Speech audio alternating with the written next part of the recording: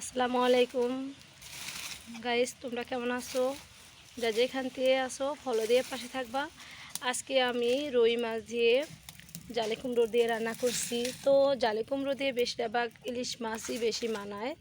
তো আসলে ইলিশ মাছ পাই নাই, তাই আমার হাজব্যান্ড অনলাইনে আমাদের যেই মাছগুলো অর্ডার দিয়েছে, আপনারা অলমোস্ট আগের ভিডিওতে দেখছেন যে আমি অনেক মাছ আমার হাজব্যান্ড অনলাইনে অর্ডার দিয়ে আনাইছে।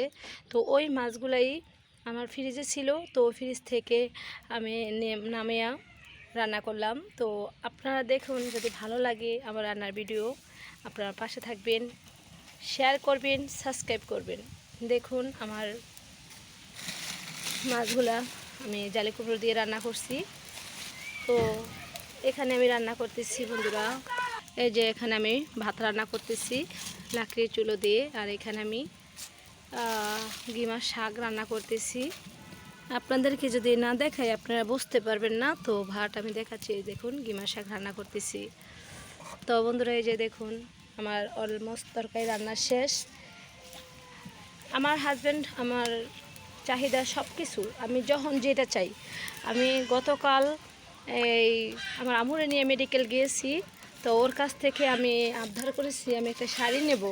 তো কালকে ওর সাথে সাথে বিকাশে আমার জন্য টাকা পাঠিয়ে দিছে 10,000 টাকা। তা আমি কালকে আপনাদেরকে অবশ্যই শাড়িটা দেখাইছি, আমি শাড়িটা কিনে নিয়েছি। এর আগের দিন আমি বোরখার জন্য আবদার করেছি, বোরখাও কিনে দিয়েছে।